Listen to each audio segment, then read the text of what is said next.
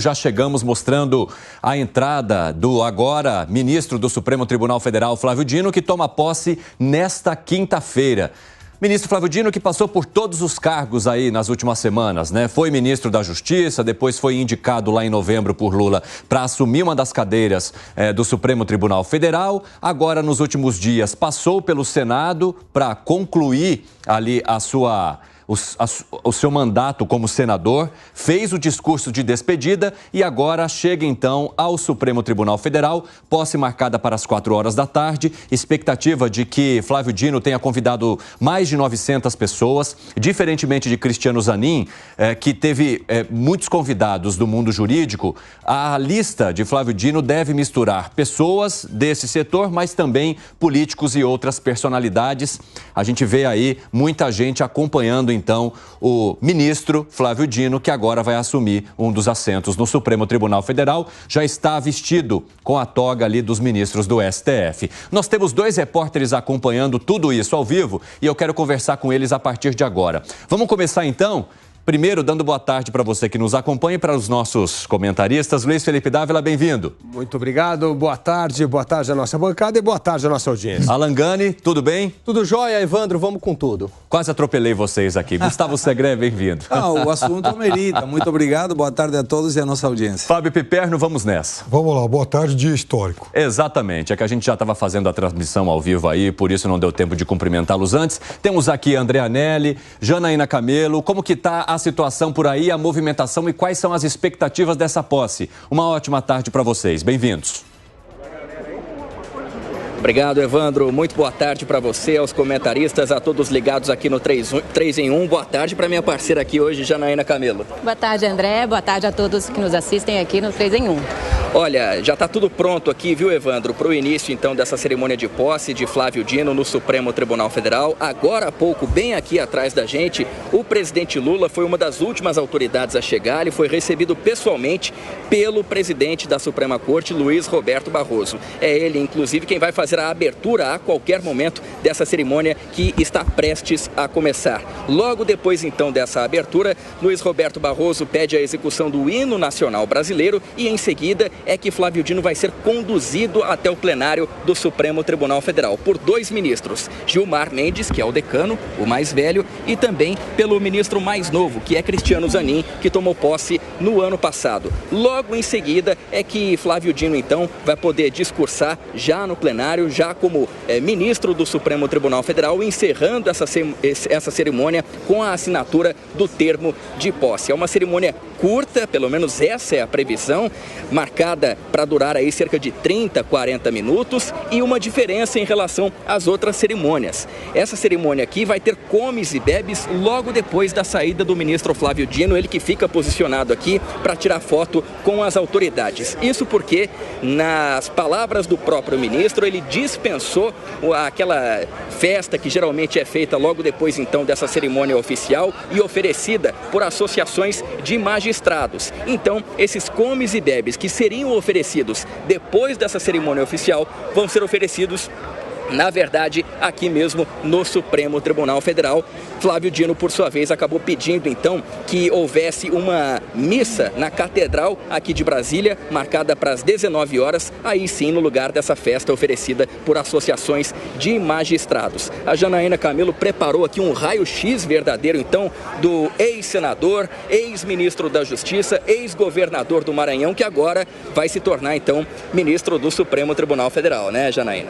Isso mesmo, André. Você já adiantou um pouquinho aí, Evandro, mas só relembrando aí do histórico de Flávio Dino. Ele tem 55 anos de idade, muito novo, né? Ele é formado em Direito aí pela Universidade Federal do Maranhão, onde ele lecionou por muitos anos. Ele, durante esse tempo da carreira jurídica dele, ele exerceu os cargos aí já de secretário-geral do Conselho Nacional de Justiça, de presidente da Associação dos Juízes Federais do Brasil. Ele foi juiz federal por 12 anos e aí ele deixou o cargo de juiz juiz em 2006 para então iniciar a sua carreira política. Em 2006 ele se candidatou e foi eleito a deputado federal pelo Maranhão, na época pelo PCdoB.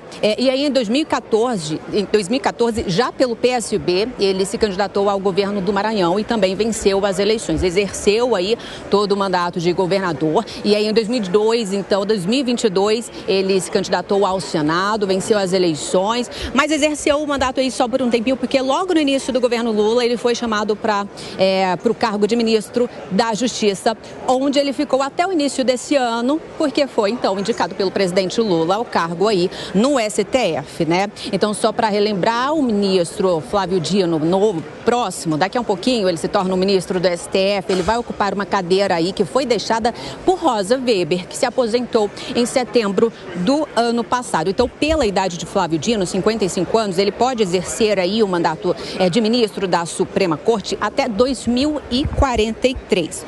O gabinete de Flávio Dino vai contar com 3 juízes auxiliares, sendo que 2 deles são conterrâneos de Flávio Dino no Maranhão. Ele já definiu aí esses nomes, mas a maior parte do gabinete ele vai acabar aproveitando aí os assessores que eram de Rosa Weber, já que ele vai herdar os processos da ex-ministra, né, André?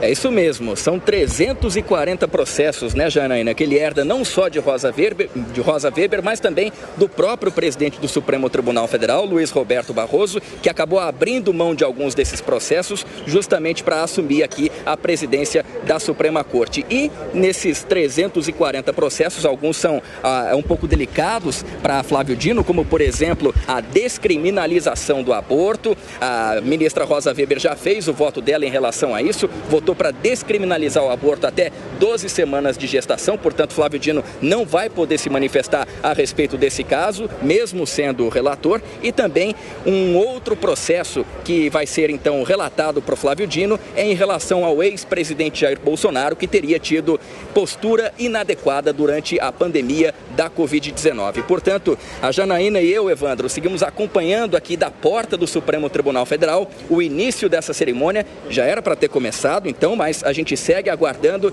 e a qualquer momento a gente traz novas informações aqui sobre essa posse de Flávio Dino no Supremo Tribunal Federal. Muito obrigado pelas informações, essa dobradinha ficou excelente, viu? Vocês trazendo tudo que a gente precisa saber para esse momento de posse, né? Recuperando aquilo que já aconteceu e também as expectativas, os próximos passos assim que Flávio Dino se tornar ministro do Supremo Tribunal Federal. Bom trabalho para vocês, vamos conversar bastante aqui ao longo desta edição. Gostaria de já jogar para o nosso debate e entender de vocês que tipo de postura que vocês entendem que o ministro Flávio Dino trará ou agregará ao Supremo Tribunal Federal de hoje, hein, Fábio Piperno? Evandro, ele é um quadro excepcionalmente bem preparado, ele foi um juiz, aliás, aprovado em primeiro lugar em concurso, ele foi presidente de entidades de classe, então esse não é um ambiente estranho a ele, né? É claro que depois ele migrou para a política e aí sim adotou, muitas vezes, atitudes um pouco mais belicosas. Ele foi um governador que tomou a frente de uma série de questões, ele foi um ministro da Justiça que ia, assim, de peito aberto para o combate aos opositores. Inclusive, no governo Lula, ele foi, sem dúvida nenhuma, aquele que mais uso fazia de redes sociais, e é claro que isso é algo que não combina com a atitude de um ministro do STF. Então, por isso, eu espero que a gente veja mais do Flávio Dino, muito mais, aliás, do Flávio Dino juiz, e que não veja nada do que foi o Flávio Dino ministro, que seria muito ruim. Mas também, de qualquer forma, só para finalizar, claro, com a presença do Flávio Dino, certamente a gente vai ter um quadro de muita altivez e que não vai se render, não vai se intimidar, por exemplo, a tweets de fardados que a gente sabe que tinham quais objetivos, né? Bom, ainda nessa edição a gente vai trazer a transmissão da cerimônia de posse do ministro Flávio Dino, é que ela ainda não começou. Assim que o sinal abrir, ali dentro do plenário, aí nós mostraremos para você que nos acompanha aqui todos os dias no 3 em 1. Luiz Felipe Dávila, o que você entende dessa posse do ministro Flávio Dino e você vê que ele não vai se render às críticas que vêm pelas redes sociais? Você entende que ele pode ser tão combativo quanto foi também enquanto ministro, enquanto político? Que raio-x que você faz? Bom, a primeira coisa importante, nós esperamos que o ministro da Suprema Corte seja um guardião da Constituição e atue como tal. O difícil é tirar esta vestimenta política, principalmente porque o presidente Lula indicou o Flávio Dino justamente pela vestimenta política. E o que é essa vestimenta política? O que ela traz, Dávila? Esta vestimenta política, ela é sim algo perigoso, porque é olhar as questões do ponto de vista político e não do ponto de vista constitucional. E isso esbarra em temas importantes. Então, eu fiz aqui, talvez 1 ou 2 ministros do Supremo que tinham essa vestimenta política conseguiram se despir dela e se agir como real ministros do Supremo Tribunal Federal. Um deles é o Nelson Jobim, foi um político tradicional durante muito tempo, mas soube conduzir no Supremo como uma pessoa, como um jurista, né? E sem a coloração política. Mas isso é muito raro. Então hoje nós temos uma corte predominantemente num perfil de esquerda e alinhada com o governo. E isso não é bom para quem é guardião da Constituição. Então, nós esperamos que Flávio Dino atue como um jurista e não como um político. Mas a pressão política em cima dele do Supremo é cada vez maior, porque há sim um alinhamento político do Poder Executivo, do presidente Lula, com a Suprema Corte. E tudo isso é algo que cria enorme preocupação para aqueles que deveriam atuar como guardião do Estado de Direito. E Gustavo Segré, o ministro Flávio Dino herdará as ações de Rosa Weber e algumas também do presidente do Supremo Tribunal Federal, Luiz Roberto Barroso. Entre elas, aborto, tem a questão da atuação de Jair Bolsonaro durante a CPI da Covid-19. Como você analisa a estrutura desse novo ministro para lidar com esses temas que, de alguma forma, são mais alinhados com o atual governo? Evandro, eu vejo com preocupação. Por quê? Vou justificar. Eu lembro no debate presidencial, quando o presidente Lula afirmou, com todas as palavras, está em diversos portais, é fácil achar, que um presidente nunca deveria colocar amigos na Corte Suprema, que não tinha que ser colocado porque era contrariar os princípios da República. E mesmo com essa fala, nós observamos que ele colocou uma pessoa do seu vínculo pessoal, Cristiano Zanin, e seu vínculo político, o Flávio Dino. Inclusive, se vanagloriou de ter colocado pela primeira vez, eu lembro sempre que quando vem pela primeira vez, o que vem depois da fala de Lula, pela primeira vez, nunca é uma coisa legal, boa, tinha conseguido, e foi assim, nós conseguimos pela primeira vez colocar na Corte Suprema um ministro comunista. Então, eu teria preferido que diga, conseguimos colocar mais uma vez uma pessoa de conteúdo jurídico, de autossaber jurídico. Concordo com Piperno quando ele menciona que o Flávio Dino tem um conteúdo de conhecimento, de preparação jurídica inquestionável. Ninguém pode questionar isso. Mas quando você vincula isso com questões políticas, com uma observância que é quando foi feita a divisão dos 3 poderes, 1748, Barão de Montesquieu, dentro da característica do Poder Judiciário, tinha 2, nulo e invisível. Invisível não participa de uma questão pública, de diversas aparições em redes sociais, não é essa a função. Então, me preocupa que esse viés político, com essa característica de pensamento ideológico comunista, possa afetar alguma determinação. Eu espero que não, porque o ministro já é ministro, não tem como mudar isso. Foi uma determinação do presidente, foi aprovado pelo Senado, democraticamente, está perfeito, mas me preocupa um pouco. E estou ansioso por ver se não vai ter uma disputa de egos aí, porque tem muita gente com ego muito elevado no Supremo Tribunal Federal. Alan Gani, a outra indicação do presidente da República, Cristiano Zanin, num primeiro momento levantou suspeitas. Depois passou a ter um perfil elogiado pela forma como se posiciona, pela independência em assuntos que são de interesse do governo e principalmente por ser mais reservado, por ficar longe dos holofotes. Você entende que o ministro Flávio Dino possa assumir o mesmo caminho ou eles têm realmente perfis muito diferentes? Então, Evandro, eu acho que são perfis muito diferentes.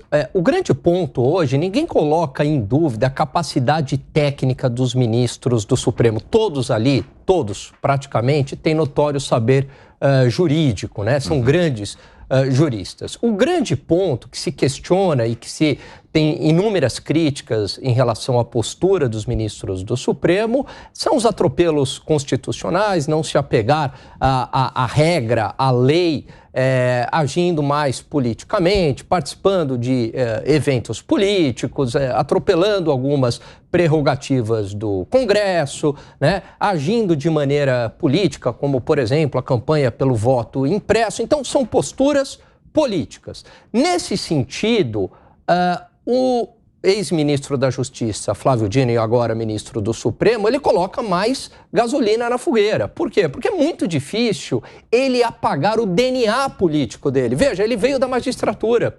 E da magistratura ele fez uma opção na carreira dele pela carreira política. E aí ele foi governador, senador e ministro da Justiça. O DNA dele não é esse DNA técnico-jurídico, o DNA dele é político. E aí, num momento aonde talvez a gente precisasse do Supremo, alguém com menos até capacidade técnica jurídica, mas com perfil mais reservado. Seria até melhor, né? Se fosse para fazer aqui uma escolha de Sofia, né? Alguém menos político, mas com capacidade técnica, né? Se fosse fazer essa escolha, seria alguém com menos capacidade técnica, mas menos político, que não é o caso do Flávio Dino. Então, eu vejo com algumas ressalvas e bastante preocupação, Evandro. Você também teria essas ressalvas, hein, Fábio Piperno, que esse DNA político possa contaminar a análise do ministro em temas relevantes, como alguns desses que nós já contamos aqui para a nossa audiência? Eu acho que ele é inteligente o suficiente para não permitir essa contaminação. Você acha que essa cobrança que já vem, essa expectativa que está sobre ele também gera algum tipo de cuidado maior por parte do ministro ao lidar com esses temas? Claro que sim, porque, repito, ele é sábio o suficiente para ter a exata noção de que qualquer manifestação dele está muito mais sujeita a contestações do que os outros. Exatamente. Até porque ele jamais foi um político discreto. Muito pelo contrário. O político Flávio Dino foi sempre alguém de muitos confrontos, né? Alguém bastante, eu diria, até verborrágico em algumas situações. E que nunca fez questão de esconder os seus posicionamentos. De forma nenhuma, de forma alguma. Por que vai... Mas, Piperno, mas dado que hoje o Supremo Tribunal Federal tem um perfil bastante político, se tornou na prática os homens mais poderosos da nação. Será que ele terá esse perfil mais contido que você está falando? Exatamente porque a personalidade dele é muito combativa. Como é que você vai contra a sua própria personalidade? Então, mas ele é inteligente o suficiente para se lembrar da época em que ele foi juiz. Então, qual vai ser o Flávio Dino ministro do STF? O Flávio Dino juiz ou o Flávio Dino ministro da Justiça do governo Lula? Eu acho que a gente vai ter que aguardar um pouquinho mais. De qualquer forma, você vê, eu sempre destaco isso aqui, que eu sempre fui contra a indicação de quadros que tenham trabalhado para o governo, para o presidente que os tenha indicado. Por exemplo, do Sarney até o Lula, todos acabaram fazendo esse movimento. Sim. Todos. Em algum momento eles passaram por um cargo. Não fez isso. Passaram por um cargo de primeiro escalão ou do governo e depois foram indicados. Celso Melo, Sarney, o Gilmar Mendes, Fernando Henrique, o Alexandre Moraes, o Temer. Eu não vejo problema. O que eu acho que você precisa ter é a pluralidade, uma mistura. Pessoas que têm uma carreira unicamente jurídica, gente que tem um perfil mais político. É bom ter mistura, é bom ter pluralidade no Supremo. Não pode proibir, falar assim, quem ocupou o espaço no governo não pode ir para o Supremo. Eu não concordo. Não. Eu acho o seguinte, eu acho que não pode haver veto no sentido de que já participou de algum governo. O que eu sou contra é participou do atual governo. Eu não gosto disso. Também não vejo isso, por exemplo. Você tem um ministro, por exemplo, que não foi para a Suprema Corte, tipo o Miguel Reale Júnior, um jurista com uma extensa obra, altamente capacitado, professor da Universidade de São Paulo, aqui na São Francisco. Aí, porque ocupou 4 anos o Ministério da Justiça, não pode ir para o Supremo? Não acho, não. Eu acho que o que precisa ter no Supremo é essa composição, essa mistura, essa pluralidade. Gente que tem uma carreira unicamente no campo jurídico, gente que tem um notório saber com uma pitada de participação política. Tudo isso faz com que a Corte consiga enxergar a questão sob vários ângulos. E eu não acho isso ruim. O ruim é esta Suprema Corte que está excessivamente politizada. Esse é o problema que está acontecendo. A gente não tem mais essa mistura. Inclusive uns mais idosos e sábios, outros mais jovens. Precisa ter essa mistura regional, visões distintas, pluralidade de opinião. Então, e o pior é que a gente tem uma corte hoje homogênea. Eu acho que este é o grande risco que nós corremos. Mas homogêneo em que sentido, Dória? Homogêneo que uma vertente muito mais de esquerda prevalecendo sobre a corte. E isso é um negócio complicado. A história de todos eles estavam ligados à esquerda até agora. Você não acha, Piperno? Dá uma olhada, a votação em relação ao aborto, a descriminalização das drogas, viés claramente progressista. Por exemplo, o Alexandre Moraes foi indicado pelo Temer e trabalhou com... É alguém de esquerda? Mas é alguém... Os dois que o Bolsonaro indicou. Gilmar Mendes, é alguém de esquerda? É alguém ligado... Já são 4. Eu estou dizendo o seguinte, é ligado da social-democracia para mais para a esquerda. É isso que eu estou dizendo. Então é todo mundo no campo da esquerda. Agora, eu não estou fazendo isso como uma crítica, eu estou fazendo isso que isso cria uma homogeneidade de pensamento e de entendimento das questões. Então é muito importante ter pluralidade na Suprema Corte. Fala, Gustavo Segré. Se alguém de nós, a nossa audiência, tem certeza de alguma coisa, é que a Corte é politizada. E agora, com o ingresso do Flávio Dino, mais confirmação ainda. Isso não tira o conteúdo de conhecimento e sabedoria dos ministros. Aí não é questionável. Mas o problema é que, como toda pessoa, tem uma ideologia, tem uma subjetividade aplicada muitas vezes, inclusive que permite que determinações da própria Corte Suprema, dada por alguns dos seus ministros, modifiquem no tempo. E aí alguém pode dizer, não, é a evolução do ser humano, pensa de uma forma, depois pensa de outra. Mas quando esse pensamento é diametralmente oposto, a gente fica com esse remorso. Então, em definitiva, nós temos uma questão de fé, desejamos fervorosamente, oremos para que a determinação do novo ministro seja uma questão técnica e não política. O problema é que temos que pagar para ver. 4h22, o pessoal da rádio vai para um rápido intervalo, daqui a pouco eu espero vocês. Não saiam daí, hein? Nas outras plataformas seguimos. Fala, Langani. Por exemplo, Piperno, você citou o caso do Gilmar Mendes, que não é de esquerda, mas ele é um dos agora relatores, se eu não me engano, ele é o relator da volta do imposto sindical.